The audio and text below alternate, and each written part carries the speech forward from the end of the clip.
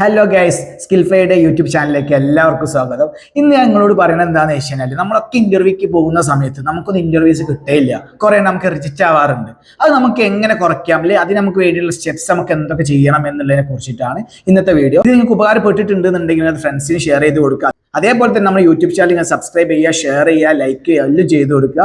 അപ്പോൾ ഞാൻ നേരെ തന്നെ നമ്മുടെ കണ്ടന്റിലേക്ക് പോവാം. അപ്പോൾ ഞാൻ നിങ്ങൾക്ക് ഒന്ന് രണ്ട് കാര്യങ്ങൾ പറഞ്ഞുതരാം. നമ്മളൊക്കെ ഇന്റർവ്യൂക്ക് പോകുന്ന സമയത്ത് നമ്മളിപ്പോൾ ഫേസ് ചെയ്യുന്ന കുറേ കാര്യങ്ങളുണ്ട്. അത് നിങ്ങൾക്ക് ഇന്റർവ്യൂ കിട്ടാത്ത രണ്ട് കാര്യങ്ങൾ, രണ്ടോ മൂന്നോ കാര്യങ്ങളെ കുറിച്ച് നിങ്ങൾക്ക് ഞാൻ പറഞ്ഞുതരാം.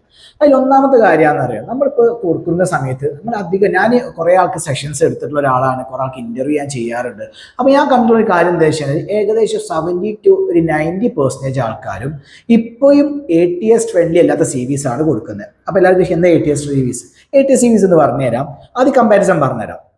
ATS ഫ്രണ്ട്ലി CVs അല്ലാത്തതിന്റെ പ്രശ്നം എന്താ വെച്ചാൽ നമ്മളൊരു CV ഉണ്ടാവും, ആ CV നമുക്ക് പല കളറുകൾ ഉണ്ടാവും, വെള്ള, ചുവപ്പ്, പച്ച.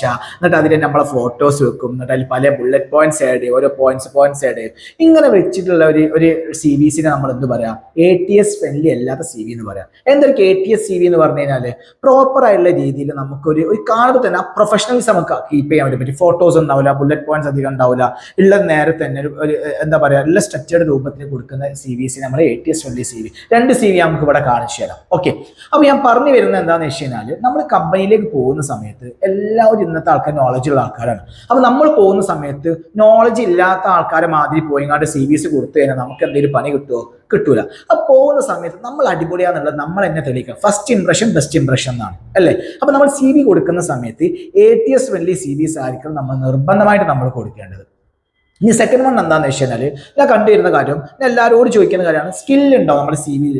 ഒരുപാട് സ്കില്ലുണ്ടോ? 10 15 സ്കില്ലൊക്കെ ചെലവ് ചെയ്തു. എന്നിട്ടോ ചോദിക്കുന്ന സമയത്ത് ഇപ്പം എക്സാമ്പിളായിട്ട് പറയാം, ഈ അടുത്ത് തന്നെ ഞാൻ പ്രോംപ്റ്റ്, ഒരു കുട്ടി എഴുതാണ് പ്രോംപ്റ്റ് എന്ന് എഴുതി സ്കില്ലിൽ. അപ്പോൾ ഞാൻ ആ കുട്ടീനോട് ചോദിച്ചു, എന്താ പ്രോംപ്റ്റ് എന്താ നീ ഉദ്ദേശിക്കുന്നത്? അത് നമുക്ക് ഈ ഒരു ChatGPT കാര്യങ്ങളൊക്കെ ഉണ്ടല്ലോ. അപ്പോൾ ഞാൻ എന്ത് ChatGPT കാര്യങ്ങളോ? അപ്പോൾ പറഞ്ഞത് അത് ശരിക്കും എനിക്കറിയില്ല, ഞാനൊരു കുട്ടി ഒരു കോഴ്സ് കഴിഞ്ഞ് വന്നാണ്, കോഴ്സ് പറഞ്ഞില്ല. അപ്പൊ അത് കഴിഞ്ഞ് വന്നൊരു കുട്ടി, അപ്പൊ കുട്ടി എന്തിന്റെ അവിടുന്ന് ചെക്കന്മാരൊക്കെ എഴുതുന്ന സമയത്ത് ഞാനത് നോക്കി എഴുതിയാണ്. അപ്പൊ കുട്ടിക്ക് എന്താണ് പ്രോംപ്റ്റ് എന്നുള്ള പോലെ കുട്ടിക്ക് അറിയില്ല. അപ്പൊ ഞാൻ പറഞ്ഞു വരുന്നത്, നമ്മൾ ഇന്റർവ്യൂക്ക് പോകുന്ന സമയത്ത് സ്കില്ലിൽ എന്താണോ ഉള്ളത് ആ ഉള്ള കാര്യങ്ങൾ പ്രോപ്പറായിട്ട് നമുക്ക് ചെയ്യാനും പറയാനും കഴിയുന്നുണ്ടെങ്കിൽ മാത്രം സ്കില്ല് ആഡ് ചെയ്യുക. ഇല്ല എന്നുണ്ടെങ്കിൽ നമുക്ക് എന്ത് പറ്റില്ല, ആൾക്കാർ ചോദിക്കുന്ന സമയത്ത് നമുക്ക് പ്രോപ്പറായിട്ട് റിപ്ലൈ പറയാൻ വേണ്ടിയിട്ട് പറ്റില്ല. പിന്നെ അടുത്തൊരു കാര്യം, നമ്മൾ ഇന്റർവ്യൂക്ക് പോകുന്ന സമയത്ത് എല്ലാവരും വന്നിരിക്കും, എന്നിട്ട് ഞാൻ എല്ലാവരോടും ചോദിക്കും, നമ്മളെ കമ്പനീനെ കുറിച്ച് നിങ്ങൾ പഠിച്ചിട്ടുണ്ടോ? അപ്പൊ എല്ലാവരും നിങ്ങൾ തിരിഞ്ഞു നോക്കും, കമ്പനിനെ കുറിച്ചിട്ട് പഠിച്ചിട്ടില്ല. അപ്പോൾ ഞങ്ങളോട് പറയട്ടെ, നിങ്ങൾ കമ്പനിയിലേക്ക് എന്തിനാ പോകുന്നത്? ആ കമ്പനി കാണാൻ വേണ്ടി പോവാണോ? അല്ല, നമുക്ക് ആ കമ്പനിയിൽ പണി കിട്ടാൻ വേണ്ടിയിട്ടാണ് നിങ്ങൾ അങ്ങോട്ട് അത്രയും എഫേർട്ട് ഇട്ട് നമ്മൾ പോകുന്നത്. അപ്പോൾ നമുക്ക് എന്താക്കണം, നിങ്ങൾ ഏത് കമ്പനിയിലേക്കാണ് പോകുന്നത് ആ കമ്പനിനെ കുറിച്ച് A to Z കാര്യങ്ങൾ പഠിച്ചിരിക്കണം. ആ കമ്പനിയിലെ ഫൗണ്ടേഴ്സ് ആരാണ്, ആ കമ്പനി എന്താണ് സ്റ്റാർട്ട് ചെയ്തത്, ആ കമ്പനീൻ്റെ സർവീസ് എന്താണ്, ആ കമ്പനിക്ക് ഇനി എന്തെങ്കിലും കാര്യങ്ങൾ, ഇനി എന്തെങ്കിലും പ്ലാൻസുകൾ ഉണ്ടോ, ഇതിനൊക്കെ കുറിച്ചിട്ട് നമുക്കൊരു അറ്റ്ലീസ്റ്റ് നമുക്കൊരു ഐഡിയ ഉണ്ടാക്കി കഴിഞ്ഞാൽ നമ്മളോട് ചോദിക്കുന്ന സമയത്ത് നമുക്ക് പ്രോപ്പറായിട്ട് ആൻസർ പറയാൻ വേണ്ടി നമുക്ക് പറ്റും.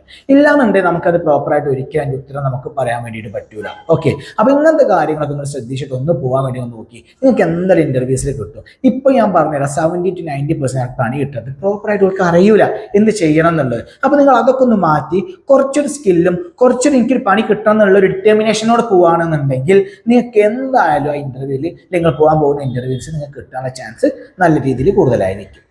അപ്പൊ ഇത്രയുള്ള നമ്മളെ വീഡിയോ. അപ്പൊ ഈ വീഡിയോ നിങ്ങൾക്ക് ഉപകാരപ്പെട്ടിട്ടുണ്ടെന്നുണ്ടെങ്കിൽ ഫ്രണ്ട്സിന് ഷെയർ ചെയ്ത് കൊടുക്കും. അതേപോലെ നിങ്ങൾ യൂട്യൂബ് ചാനൽ നിങ്ങൾ ഇപ്പോഴും സബ്സ്ക്രൈബ് ചെയ്തിട്ടില്ല, നിങ്ങൾ സബ്സ്ക്രൈബ് ചെയ്യുക, ഷെയർ ചെയ്യുക, ലൈക്ക് ചെയ്യുക. അപ്പൊ നെക്സ്റ്റ് വീഡിയോ ഇതിനെക്കാട്ട് അടിപൊളിയായിട്ട് നമ്മൾ തിരിച്ചു വരും. Okay, thank you.